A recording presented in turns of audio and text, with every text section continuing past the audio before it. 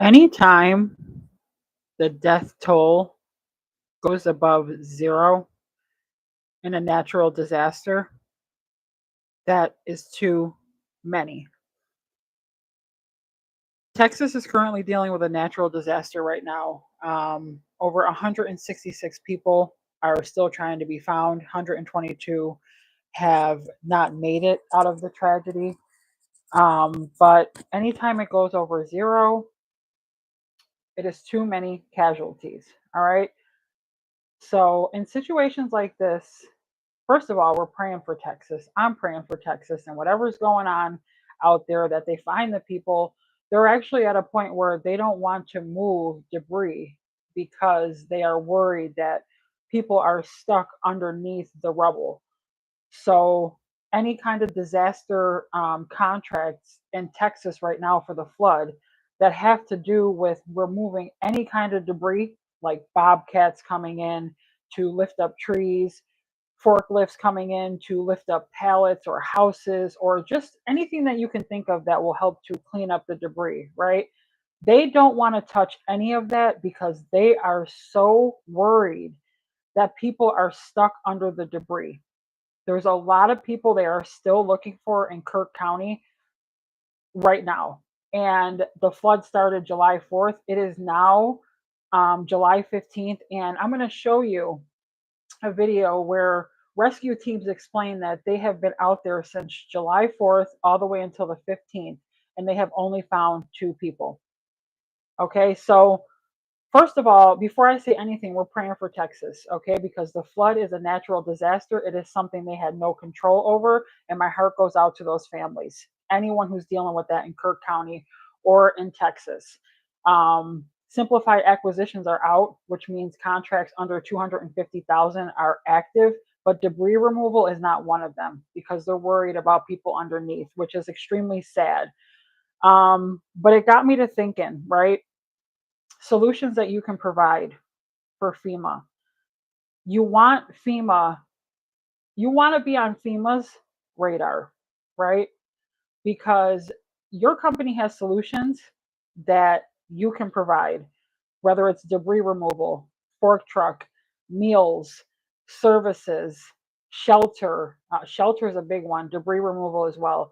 But first, I want to share a video with you to update you on what is currently going on in Texas because this video hit me kind of deep. So I'm going to share it with you really quick.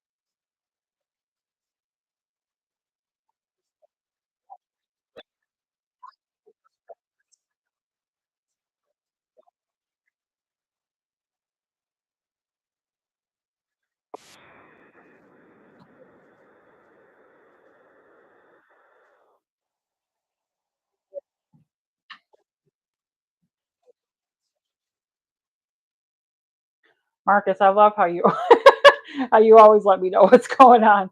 I'm aware that you can't hear the video, but in that video, it basically explains that there are 166. Thank you, Marcus, for letting me know. I always have some kind of audio issues. I'm actually looking at an upgrade to get a better microphone because I'm over 200 videos, so I'm trying to invest in that to get a better microphone.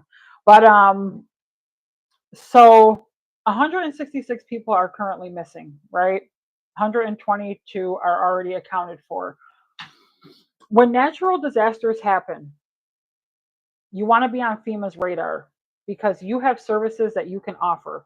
In SAM.gov, whatever your NAICS code is, If it is under emergency, you can provide a solution. And I'm always going to tell you, focus on providing solutions, because if you do, the money will come, right? We're so focused on money all of the time. Money, money, money makes the world go round, right? But if you can provide a solution, the money will come. And I'm always going to practice what I preach, because that's very true, right? Focusing on the money is one thing, but with Texas and the floods, they need a solution. All right, so I'm going to show you how to get on FEMA's map. We're going to do that right now. I'm going to show you how to sign up. And in this situation, your capability statement would be helpful. So if you don't have a capability statement, you need a capability statement. So in this situation, you can sell your services to FEMA and help them understand what you can provide in a drastic situation, right? And the thing I can't stand about natural disasters is people have no control over it, right? It just comes, it wipes cities, counties, states away, and people have no control. They just have to kind of bear down and, stay safe. So, um, this is the FEMA Vendor Profile Form that I'm going to have you fill out. And what this does is FEMA uses your form to see what you offer and keep your info on file. So anytime that there's a natural disaster in your state, FEMA can reach out to you and ask you if you can provide a service or a product for them, right? So www.fema.gov is where you want to go, right? For the liaison program vendor profile. This puts your company on the map. FEMA can see you when they need new vendors, especially during disasters, right? Because you want to be able to provide a solution. And each state has a season for natural disasters, right? So you want to be able to help in any state, right? But especially in yours. Something comes through, wipes out your community. You want to be able to provide a service or a product to help your community or help your state come out of that, right? And it's really a blessing, and you should be grateful to be able to provide a service or a product when a natural disaster is happening, because they need people like us, small businesses, minority, hub zone. We are needed in these natural disaster situations, right? So in your left tab over here, you're going to go to vendor profile form. Now you can also search FEMA vendor profile form, and this will pop up as well. So a vendor profile is strictly for market research and industry exchange. The information you provide helps FEMA better understand market capabilities by your area, right? Your county, your state, whatever it may be. So they want you to note a couple things. The registration is not a contract.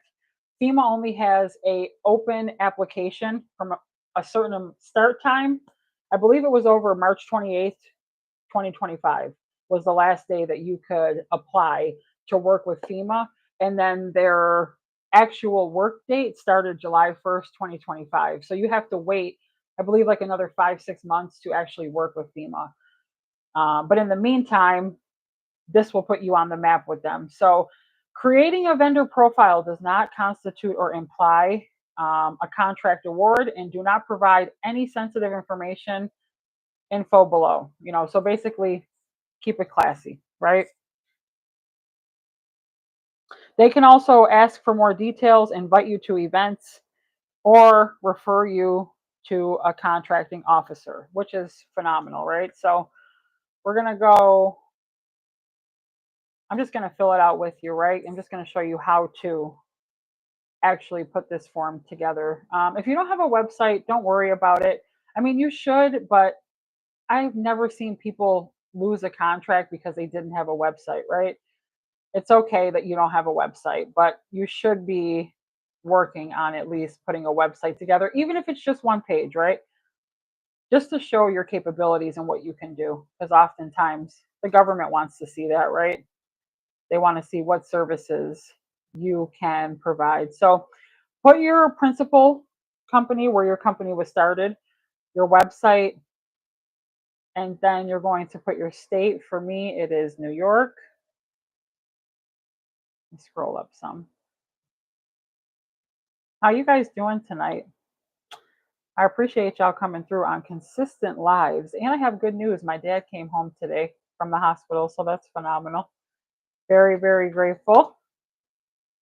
So it's going to ask for your county and your zip code, right?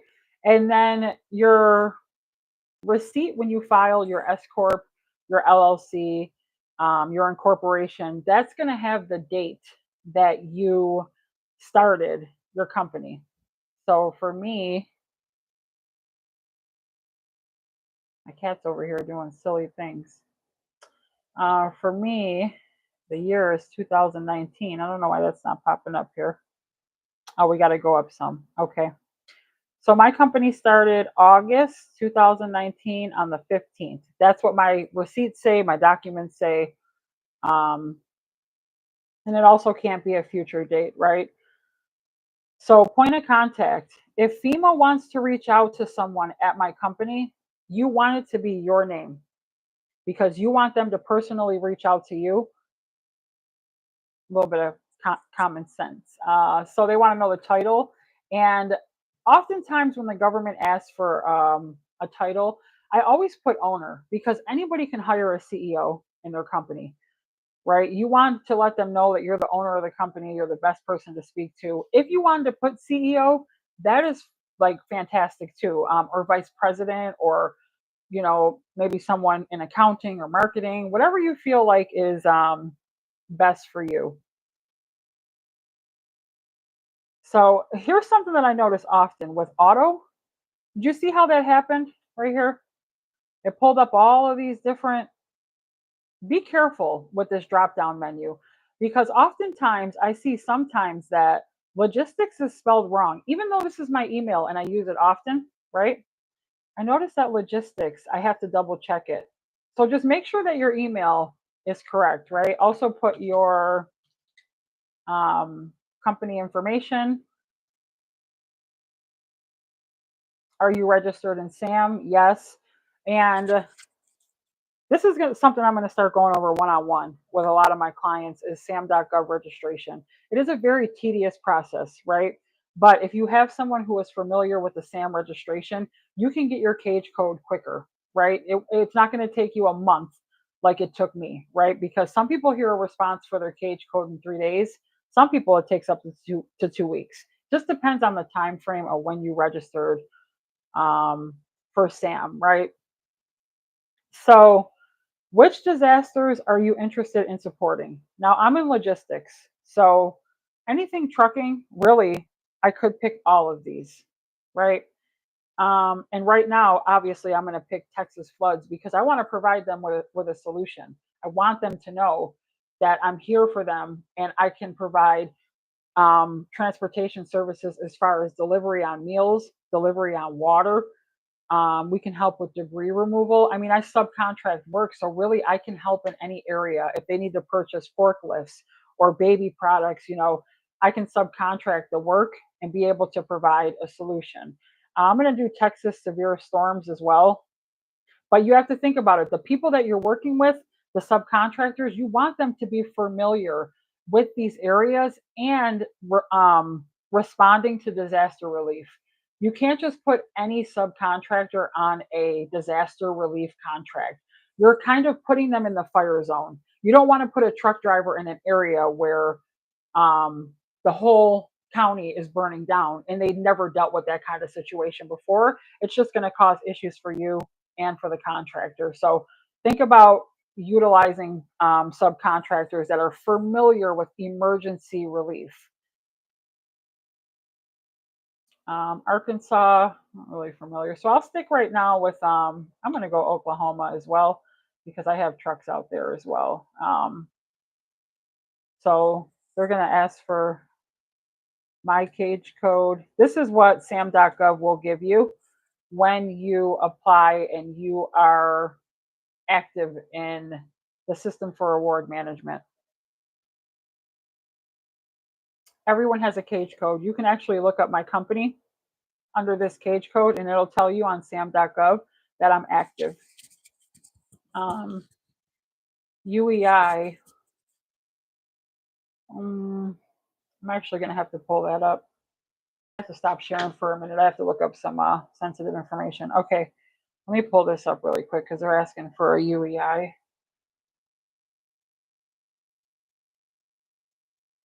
Uh,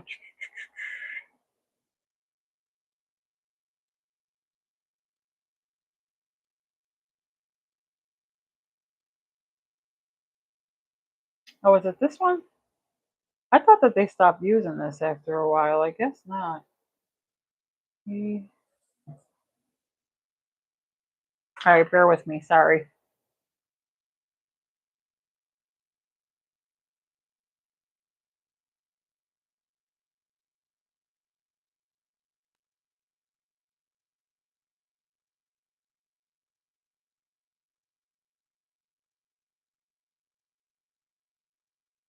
All right, see you on.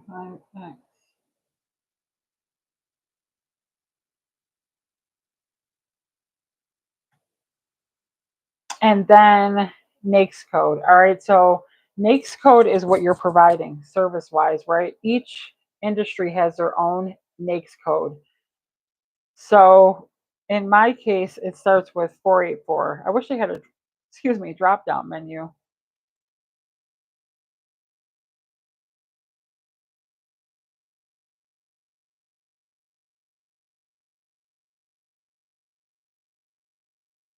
Oh, 484121. Oh, I don't know why it skipped down to that. We missed some information. We have to go back up, right?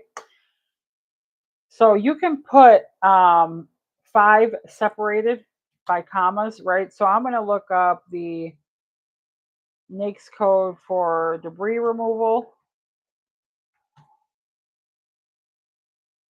562119. This way they'll know that these are the services that you're offering, right? So we'll put in those two.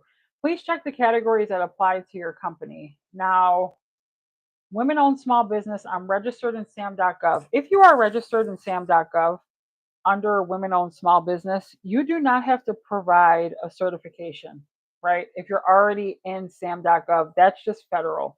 But if you're operating in New York State or other states, you have to have a certification, but not with SAM.gov, right? So I'm going to put small business, and those are my two. Is your company currently doing business with FEMA? No. Is your products or service currently on the GSA schedule? No. Please select the primary commodity services your company provides. So, I mean, there's just so many to choose from. Debris removal will be one. Disaster relief. Is it only letting you pick one? No, it's only letting you pick one. I'm going to stick with debris removal. Was transportation services on there? Yep. All right, we'll stick with transportation instead. Yeah, that's such a broad spectrum that they had to make a sub tier. Bus services, we'll go general. Uh, we'll go these two that let you make more than one option. Please select the FEMA core capability which your company capability most aligns with, right? Also, really a lot to choose from here. So let's see if transportation pops up here. Critical transportation, that's a great one. That's like right away. Please select the strategic sourcing vehicle. 8A, human capital, program management, tactical communications, equipment and services. 8A, oh, right here, small business. Does your company accept government purchase cards? Yes, that's how you're going to get paid, is through a purchase card. Have you been a contractor, subcontractor on FEMA contract in the last 3 years? No. If you have, obviously select yes. Reason for contacting FEMA. How to do business with FEMA? I would click that. Will it let you click more than one? No. Industry liaison program website inquiry. I'm going to stick with this one here, vendor profile form submission, right? So that they know, the liaison knows that we're looking to work with FEMA. Have you previously met with a program office or FEMA representative in the last 12 months? No. How did you find out about the industry liaison? I'll just say website. Then they're going to ask um, who completed it and completed email. Once again, double check that the email is correct because you want them to be able to get a hold of you. And then there's some Privacy Act statements at the bottom that you should read. Registry of Disaster Response Contractors. This information is used for the principal purpose noted above. So you want to read all three of these: authority, routine, and disclosure. This is just a security question. Now, if you're missing anything, it'll pop up and tell you right off the bat, like, hey, you're missing something. Um, Note, additional information has been forwarded to your business email. Thank you for your interest in supporting FEMA's mission. And that's exactly what we're trying to do, right? We're trying to provide a solution for people who are going through a drastic disaster. That is the one goal that we have when we are trying to work with FEMA, is to provide a solution for people who are going through a chaotic time, right? So that's why I say don't focus on the money, focus on a solution, because people really need help. And if you can provide a service and help these people, you will shine in the end, right? But working with FEMA is more like kindness of the heart, because you have to think about it. What if you were in that disaster? Would you want someone to provide a solution and help, right? Now, this situation, I'm going to take this and I'm going to send them a capability statement, because my capability statement is how I sell myself, right? So that's how I'm able to sell myself. So, quick video tonight, um, quick live on how you can make yourself noticeable to FEMA. That's what you want to be able to do, right? Because you want to help. Um, you want to help natural disasters be able to, a county or a city or a state to be able to come back to life based off of what they are going through currently. And floods are one of them, right? These people are really going through a tough time. You want to be able to really provide a solution, right?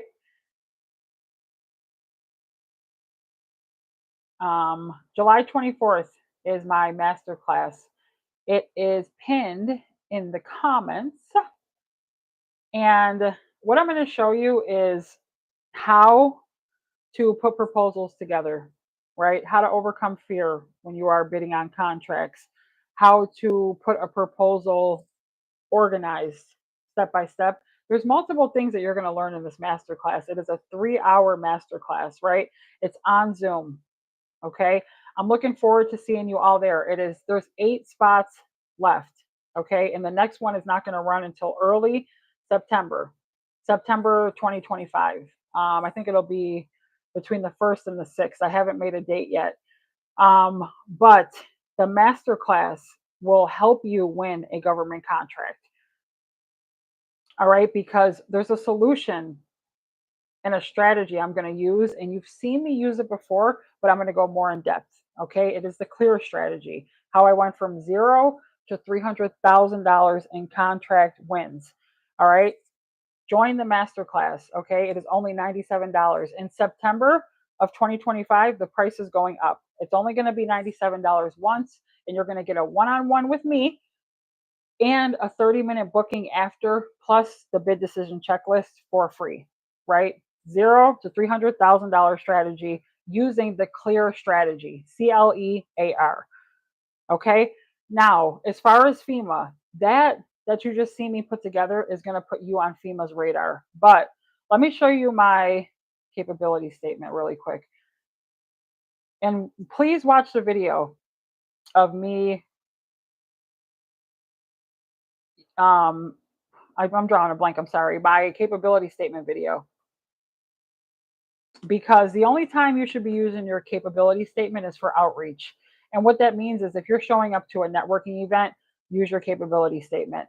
If you're reaching out to an agency, right, and you're reaching out to an agency and you're looking to sell your services and what you do, that's when a capability statement comes about. Some people have confusion on what a capability statement is.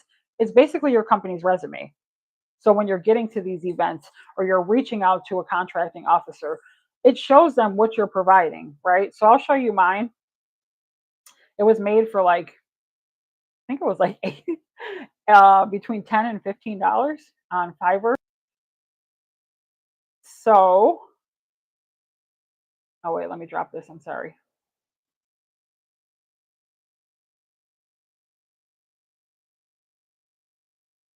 This is, can you see that? Oh, I don't want to zoom in too far.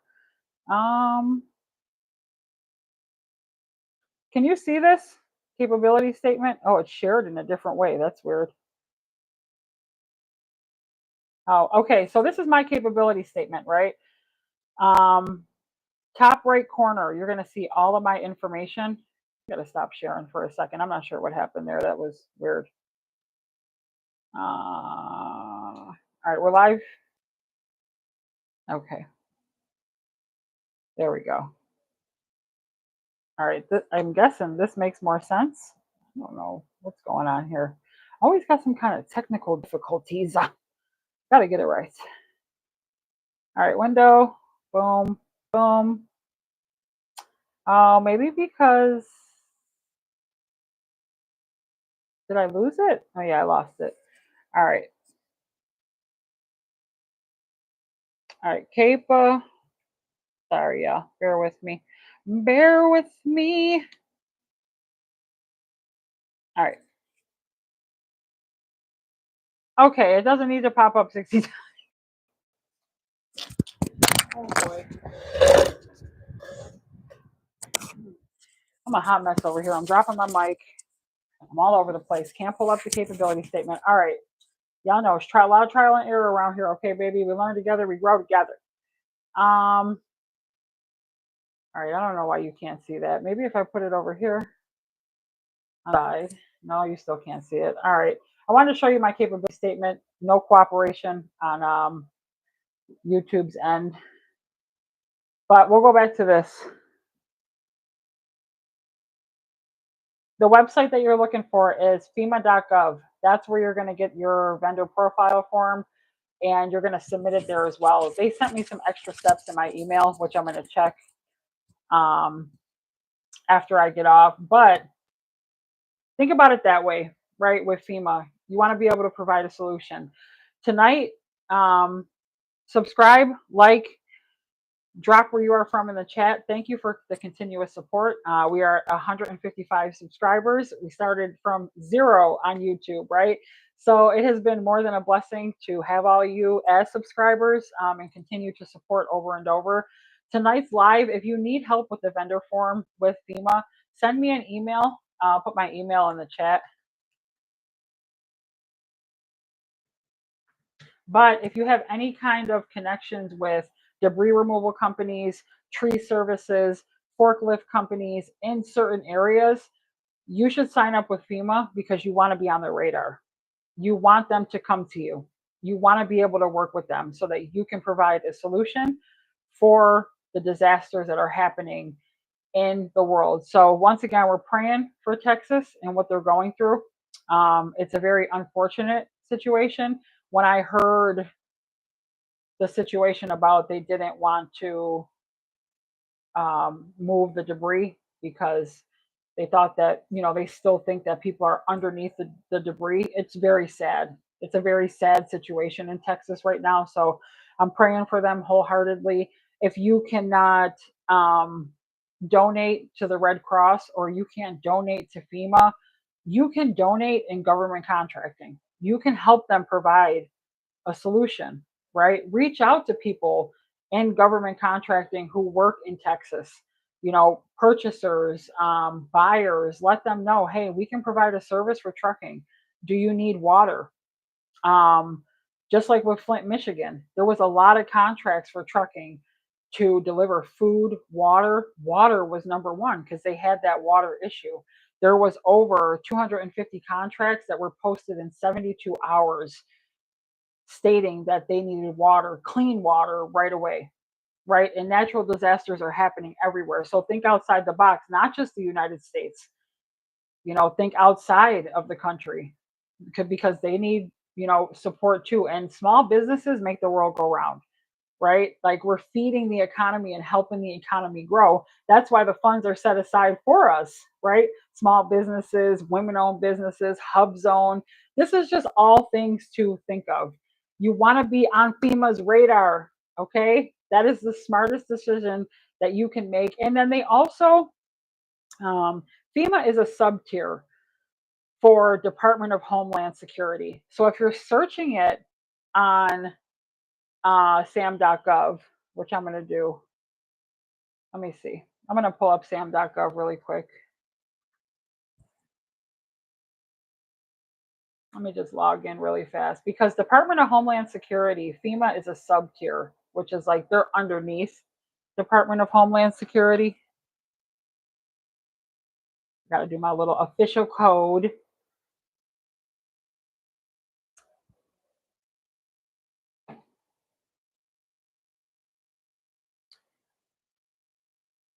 All right.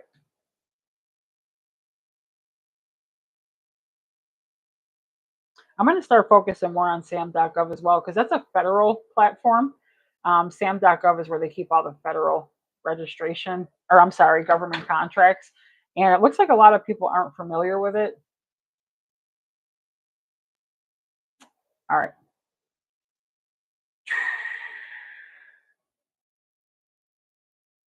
So now what I meant was I mentioned something about my cage code. When you search up a cage code, I'm going to search up mine really quick. 9NUN9.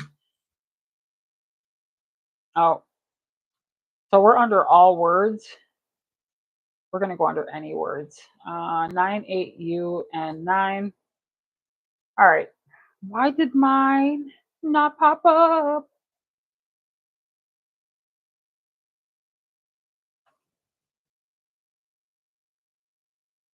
All right. Sam.gov always does these updates now. Come on. Don't make me look bad, baby. Hold on. All right. So what is this? No, that's something different. Federal organizations, department.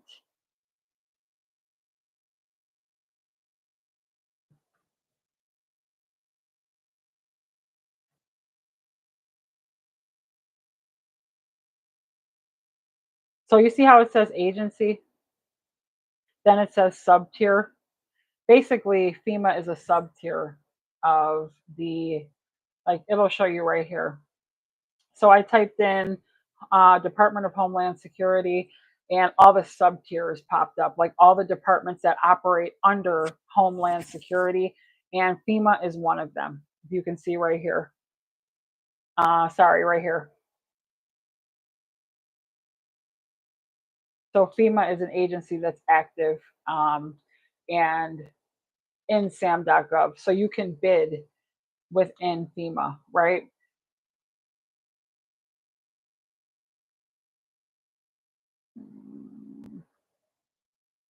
Sam.gov is always making some kind of update.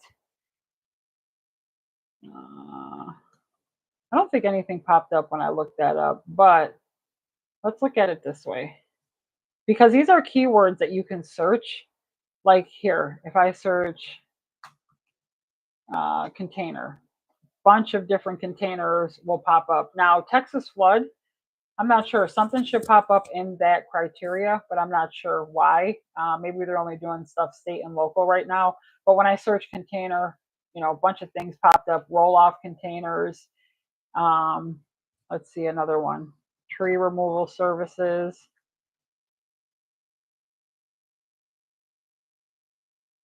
Department of Army. And then it shows all of the companies that are registered in sam.gov as well that are similar to that NAICS code, like Sunshine Tree and Landscape, Sunshine. Oh, that's the same one. Well, golly. But if you look right here, one thing I like too is it's showing the contract amount that they won. This company Sunshine Tree and Landscape has been awarded over $238 million in contracts, right? Like they got the answer. Like they're providing solutions. They know what they're doing, obviously.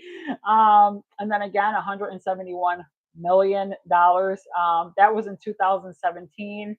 This was 2020, and that was 2020, right? So let's look at the data bank too.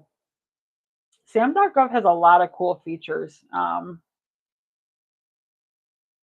So you can look at awards. Now, this is how you can do research on government contracts. You can go into sam.gov and click the data bank. That's going to give you so much different information about past awards that were won, right? Awards by contract. That's something that you want to know. Like awards by contract, maybe a contract was closed out, a company was pushed off that contract, but you want to know what they were paid. How much did they bid on that contract and win it for so that you can bid somewhere around that so you know you're not too far over and under. Because I see a lot of people guessing. Like we're not guessing on contracts. You're doing the research and finding the data so that you can make a sharp decision. Because if you bid too high, you lost. If you bid too low, it looks sketchy, right? Contracting officers ask all the time, "Hey, what um, is this right?" You know, and it's okay if they ask that. Don't get me wrong. But if you did your research, maybe you made a typo. Things happen. We're only human, right? But maybe you didn't do your research. If you don't research a contract, it's going to be an issue, right? If you're bidding 100 grand over what the win was $17,000, and you bid 170,000. Like contracting officers can smell a rookie if you don't do your research, right? You don't want them to smell that you have rookie tendencies, which is why you need to be in that master class, baby. So, um, let's see. Buy American Active Manufacturer. This report displays the actions in dollars for manufactured end items across the federal government using the values of manufacturers. Competition. This is the official competition report. There's an old one, contract detail, contract termination for default cause. This is like when you're debarred. You don't even want to touch that topic. If you're suspended or debarred from doing business with the federal government, you lost all opportunities. It's very, very, very hard to come back from that, right? Contract search, federal contract action in dollars, funding, what's currently available. Sometimes you'll see people talk about in contracts, we're going to award this when the funding is available. And some people are like, oh, well, I don't want to wait until the funding's available, right? You don't want to do that. Here, the report will tell you the data that is pertaining to federal funding. This is the geographical report based on the state that you're in, New York, Texas. So just a lot of local area set aside, national interest action, a lot of things going on sam.gov that you can search. This is how you do your research, right? You okay? Along with FPDS as well. So I don't want to go too deep into this, but I do want to let you know that doing your research is important. You shouldn't be skipping over that process because once you start skipping over processes of not doing your research, it's not good. Okay. You don't want to contract. Can you give me the water out of the freezer? Please. Um, if it's too low, you're giving rookie vibes. If it's too high, they're not even going to address it. Okay, if a contract is $50,000 over what the person was awarded, they're not even going to look your way. Okay, but you have the proper tools that you need in order to be able to do research. Another one is USA, and I don't use this one a lot because I use FPDS. Thank you, Federal Procurement Data System, so much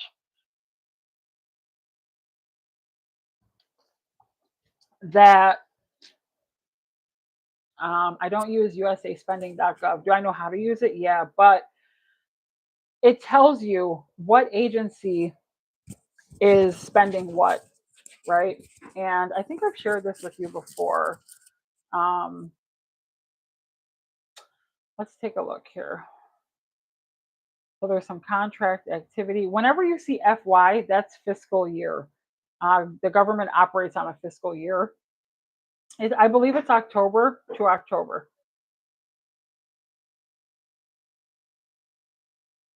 Let's see what we can find in here. Let's go agency details. Look at the Department of Interior. So Department of Interior in the fiscal year of 2025, data starts May 30th, 2025. The Department of Interior has $91 billion to spend on their budget in the fiscal year of 25, right? That's a lot of money. Why can't some of that be yours? Why can't at least 5% of that 91 billion? Do me a favor. What is 5% of 91 billion? Look that up, because if you can obtain that, you are set, right? Their budget is 91 million. That means they have billion with a B to spend money on for products and services in their agencies. And I guarantee you a lot of that is transportation. They have already awarded, it looks like, this is a great tool as well. They have already awarded 10 billion in award obligations. So 10 billion of that has already been awarded. So that leaves 81 billion in the fiscal year. Let me do it. I want to do a double check on something really quick. Because I'm learning as well as I go. And yeah, it's October. Okay, so October 1st, it'll end the fiscal year. Right? So they have a lot that they need to spend in the next 3 months. So that would make me want to work with the Department of Interior. They're going to be awarding some pretty big contracts in the next 3 months because they've only awarded 10 billion. They still have a 81 billion dollar budget. Some of those are probably pending. They need to be awarded, but Department of Interior has a lot of funding that they can use right now. So we'll look at the status.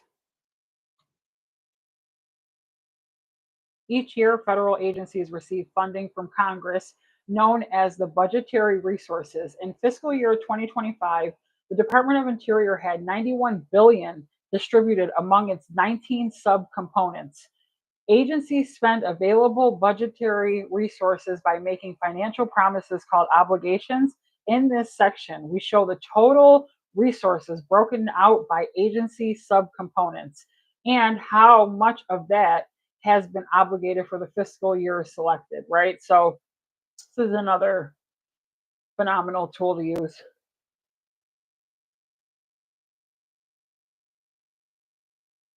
All right, so, oh, excuse me, moving too fast. Working capital. All right, I hit something. I miss my stylist so bad. Can't have anything with these kids. Number of transactions. So they've awarded almost 50,000 contracts. About 10,500 of them were new. And the sub agencies, the 91 billion was split up, right? So some of that was National Park Services, our U.S. Fish and Wildlife Services spent 1 billion, National Park Service 1 billion, Office of Surface Mining. Let me make sure that this is right first because I clicked. Let me go back.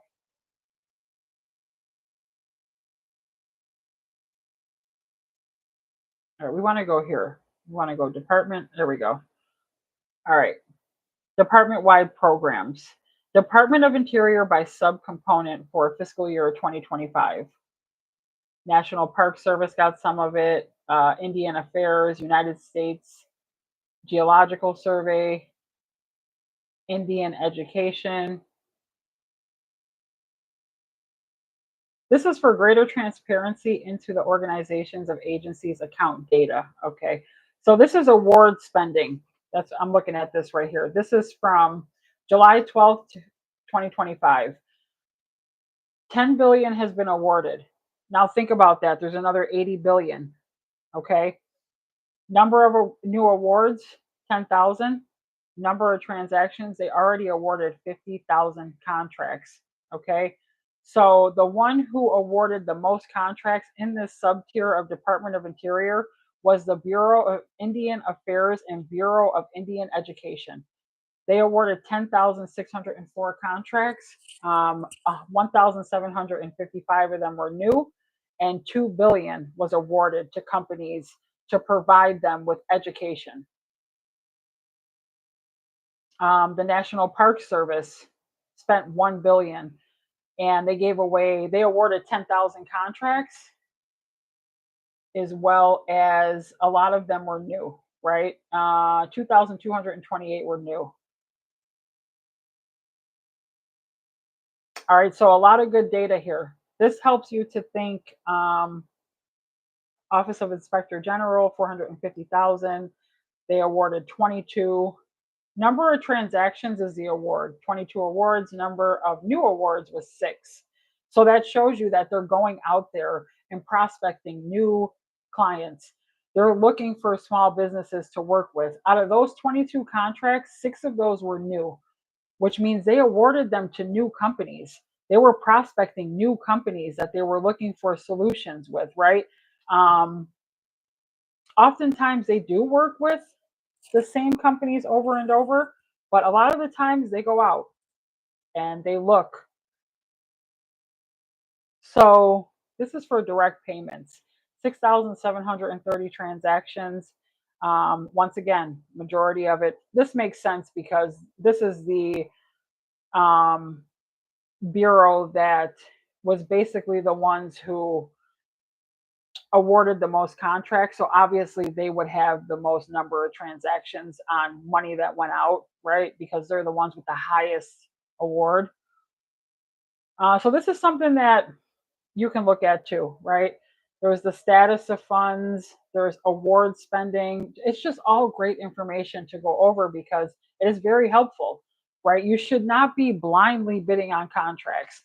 Even if you have to say something to Chat GPT like, hey, how much has the Department of Transportation spent on dry van services in the last year?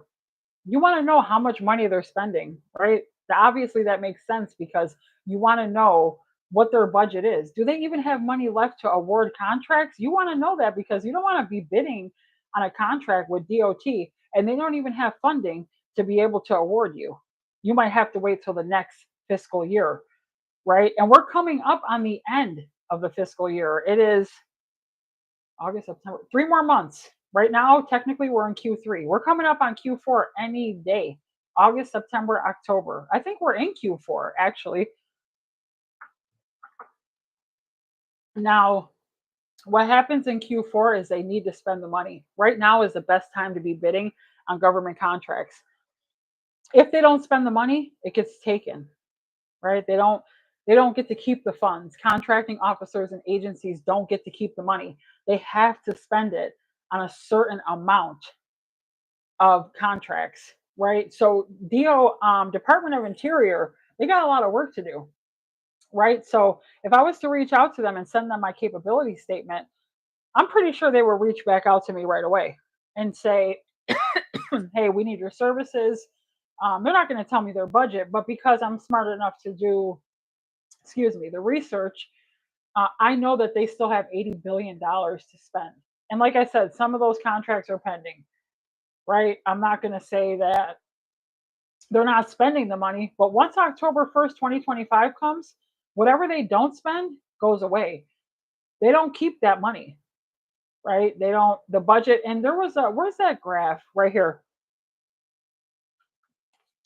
So, how much funding is available to this agency? 91 billion, right? So this has changed drastically since 2021. They started out with 48 billion, okay? 84 billion, 92, 92. So it's down year over year, but not by much, right? So year over year, it just went down a little bit. I guarantee you that they're getting a great budget because they're spending their funds on services and products that are needed in the space, right? They're not diddly daddling with the funds. They're making sure that they're actually, out here spending the funds that are set aside for small businesses. Then you can see things like custom account data, custom award data archive. So you know what? I'm gonna show you something.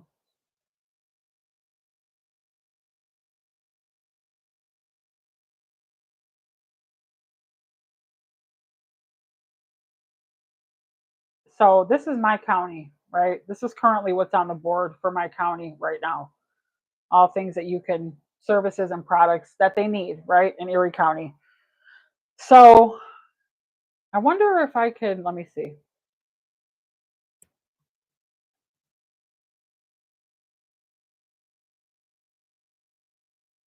One time I was bidding on a um, pest control contract, right? And I wanted to see what the company was charging beforehand.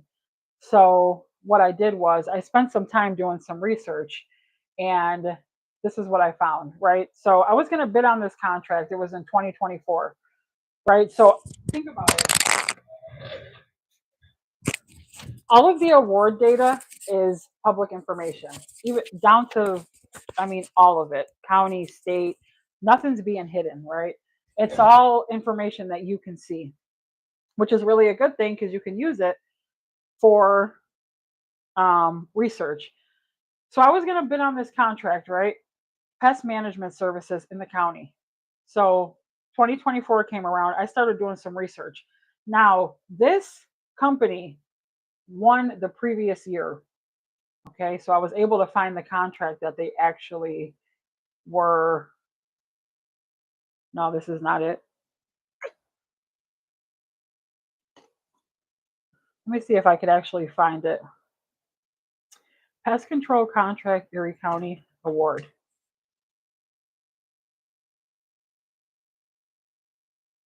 I was able to find the award so that I had something to go off of to be able to look at their pricing and then match it with mine, right? Here it is right here. So when I was calling subcontractors, now I know I'm not going to call Ashland Pest Control because number one, they already won the contract. 9 times out of 10, if I call them, they're going to be extremely frustrated, right? They're going to say something like, "Oh, well, you're calling for pricing, and this pricing sounds very familiar to some work that we already do." So right away, I'm researching the contract of the person who was awarded the previous year. You see what I'm saying? Outside the box. Outside the box. I found the contract from the previous year and was able to know, all right, I'm not going to call Ashland Pest Control because that's not a good idea. Obviously, they're in the Buffalo, New York area. They're already awarded this work. It is what it is. Okay. And if you look here, the work started December 1st, 2023. Erie County put it back up on the board October 2024. So something must have went wrong because this contract was supposed to be held until November 30th, 2025, and it was back up on the procurement board in 2024. Right. So now I know I'm not going to call them. It's not a good idea. Um, so let me show you the pricing. Now, this is how I knew what pricing I should be submitting and at least how to get a little close to make it make sense, right? Right here. Look at this information, okay? What they were asking for was pest control services at local county buildings in downtown Buffalo. All the award information was posted online for free. Do your research, okay?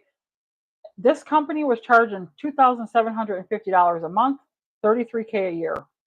Now I have some kind of range that I can go off of, okay? I know if I try to bid 50,000 a year and $5,000 on the Rath building, 95 Franklin, that's too high, right? I'm going to have to get somewhere close because if not, they're just going to continue to work with the same company unless something went wrong, right? Unless they terminated the contract, services weren't provided correctly, something happened, okay? But I would probably bid around 3,000.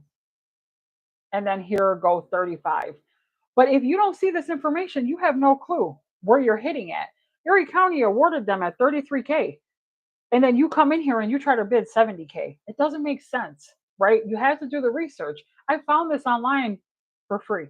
It's public information. Same thing with 77 West Eagle. They're charging them $95 a month. Now it's giving you the total square foot of the facility. It's telling you how big the place is. So for $95 a month, they come in, they exterminate one time, $1,140 a year. This is all great information that I can use to be able to go ahead and really bid on a contract without bidding in the dark. Does this make sense?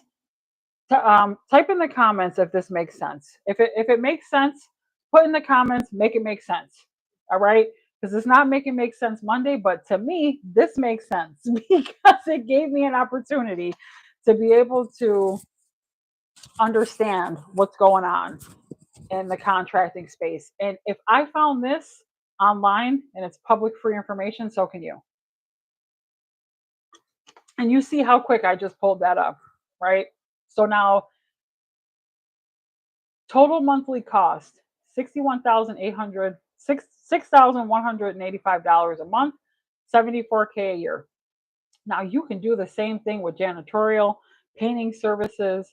I mean, if you're going to bid on something, just look it up in Google, right?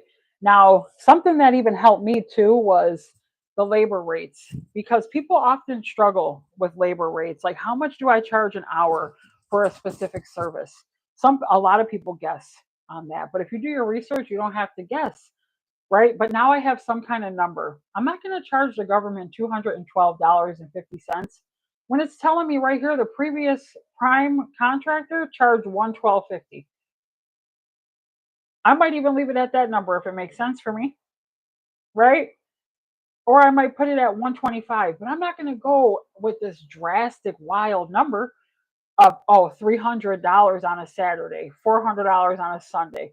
If it's a holiday, $600. That's being greedy and it's not strategically working out, right? I have all this good data and information. I researched the previous contract, and if you look up,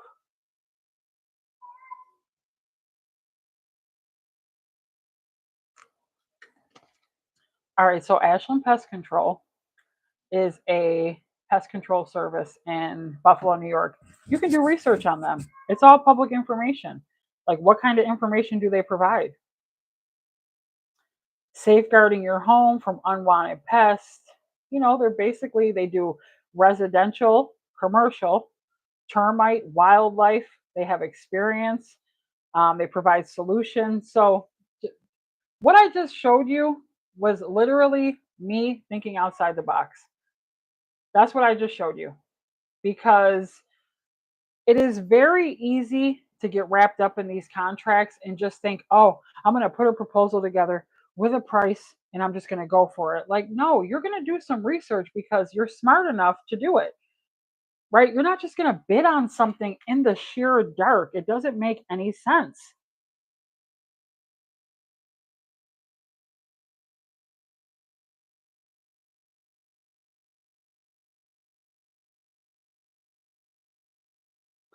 Um, so yeah, we started with FEMA, but I kind of went into something different. But utilize these tools.